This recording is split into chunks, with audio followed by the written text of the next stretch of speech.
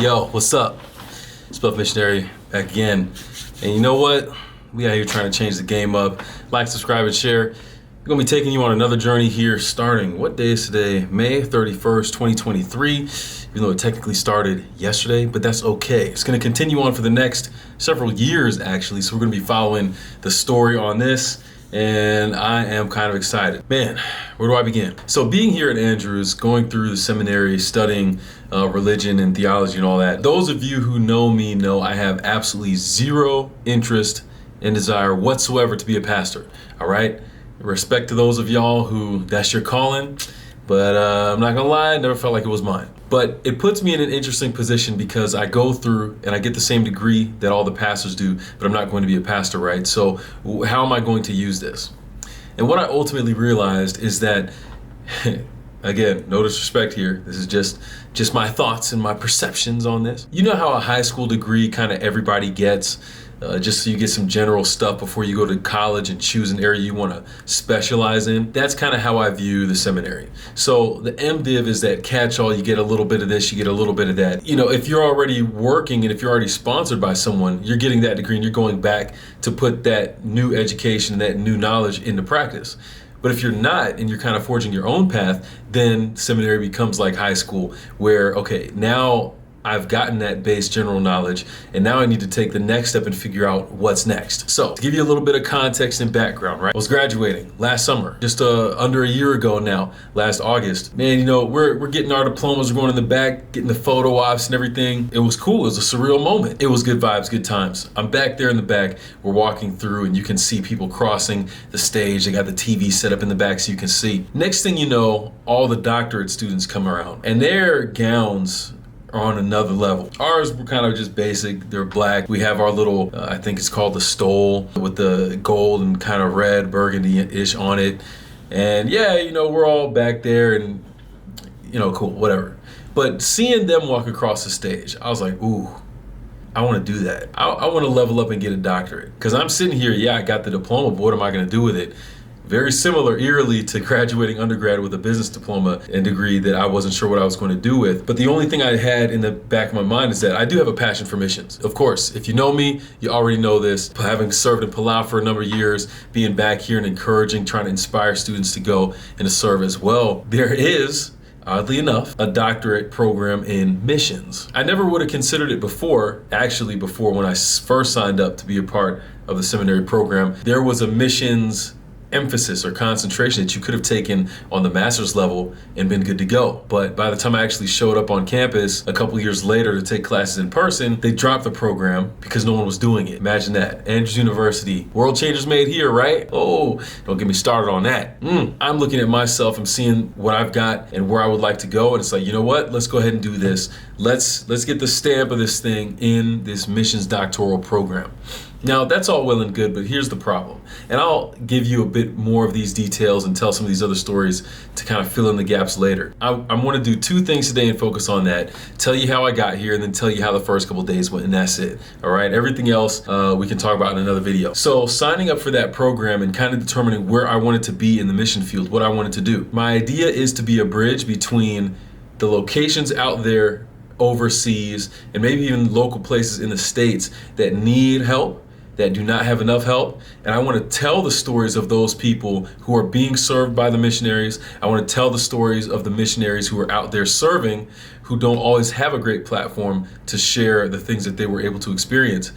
And I want to bring that back here, and I want to create awareness in our schools, universities, colleges, middle schools, high schools, sharing these stories and inspiring people to say, hey, there's a very practical way that you can express your Christianity and your belief. It doesn't have to just stay something you learn in a book, you know all the right answers and you're the best at Bible stories like I was. It's something that you can actually take and put into practice. You can go somewhere and do this. It's something that actually intersects for real with your life. In short, that's what I'm trying to do. So missions and this program was the perfect fit. Now, it's been a lot of anticipation leading up to this moment. Yesterday, the program started. It actually started Monday. Monday was Memorial Day. I was out of town and they had an orientation, so I missed that. My bad. But anyways, I made it on time for class, and on time is kind of a reach because I was late. I was late today too, but we'll fix that tomorrow. Made it to class and just excited to learn about the research process and what it's going to take to put together this thing. In doctoral programs, you have to do dissertations, these huge research projects. You get to choose. It's hopefully an area that you're passionate about so you can keep up and continue the studying for it. That kind of thing excites me because I want to know what are the factors that are keeping students from wanting to go. What's keeping young people from wanting to embrace the mission idea, the mission mentality that I think is so valuable. And I think it kind of is in harmony with young people leaving the church too, because there's not really a place for them. A lot of the older people want to keep their positions and so on. That's another story. But it really limits the opportunities for young people to step in and to do something in a big way. And if you look around, young people today are trying to do a lot of world-changing things in a big way. So we got to create those opportunities and give them the opportunities to step up to the plate and do those things. They already want to. We just have to give them the opportunities within the church and within spiritual areas. Otherwise, they're going to go find other ways to do that. We had a handout in our class yesterday, first class. We had to identify 3 things that might interest us, 3 problems that we saw that were close to our area of passion.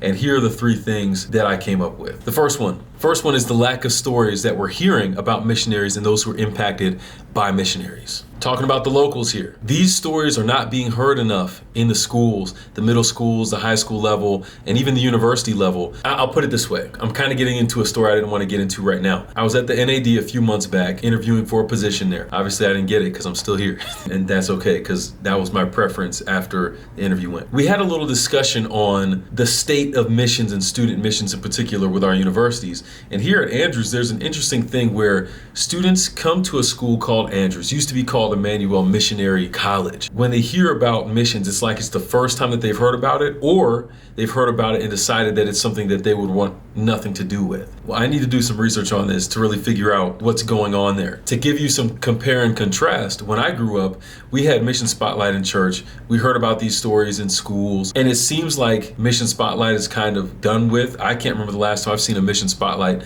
during a Sabbath school program in church. Definitely don't remember the last time I saw one during a main service when everyone is at church because only half show up for Sabbath school. These stories are not being put out there to young people like they used to be.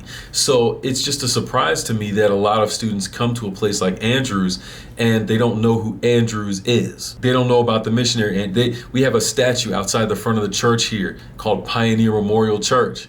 The statue says legacy of leadership, and nobody knows who that man in the statue is. And no one knows why his story relates to a legacy of leadership. And if it's a legacy, it's something that we should be trying to live up to and trying to follow. That's why the school is named Andrews. And if I come here, then I should be trying to live up to that legacy, right? And that's something that can be done regardless of the profession I take. I can be an architect, I can be a businessman, I can be a pastor, I can be a nurse. I can be a scientist, I can be a biologist, I can be a vet. It doesn't matter. Whatever position I do, I can still have a mission mentality within that. And I think that's something that we're losing over the past few years, just in my observation from being up here respectfully. So in short, a lack of connective storytelling. Why these things are happening out here, how we can be a part of them, and why does this matter for us? Why does this impact us who choose to live a life that says we want to go out there and be representatives for Jesus? That's not what everyone chooses, but for those of us who do, then we need to see how all the spiritual stuff can connect with the real life stuff, and missions is that intersection, I believe. Second thing, overall, it's just the lack of students' interest in pursuing short-term missions. There's a lot of things I think are behind this. We have professors here who are quick to say students cannot afford to take time to go be a missionary, which absolutely blows my mind. At Andrews University, formerly Emmanuel Missionary College, we're out here talking about world changers made here. Makes no sense. What are we really here for? There's something a little bit off when it comes to mission, vision, and values and how we portray these things and how we're trying to live up to these things, if we're trying to live up to these things. So that lack of interest is another thing. And as I said, there's a lot of different reasons for that. So for someone like me who's here and I see that, the problem I'm looking at is, how do I try to come up with a creative and inspiring way to help students and young people be interested in going to serve, or at least at the bare minimum, just to embrace a mission mentality regardless of whatever field that they choose to study. And then maybe the third issue may not be an issue as much as a point of research. I'm interested in what causes students who decide to go, and what causes students who reject the idea of going to reject the idea. There has to be some kind of narrative or some kind of language or some kind of cultural influences here or there. There's got to be something that sets up a student to enter into this space where they have such a great opportunity and either decide in favor of it or against it. What are those factors? What do they look like? I am curious about that. For example, at Walla Walla, I was out there earlier this year and did the main talk for their Vespers week. And this was a pretty cool experience because in asking questions about Walla Walla and their mission culture, I found out that a lot of parents who were students at Walla Walla and served as missionaries end up coming back and sending their students to Walla Walla to experience the exact same thing. It's a cultural thing. You have generations of students showing up at this school knowing one thing: I'm going to go be a missionary. That's pretty amazing. And I wish we had that, a little bit more of that, everywhere in all of our universities and all of our schools.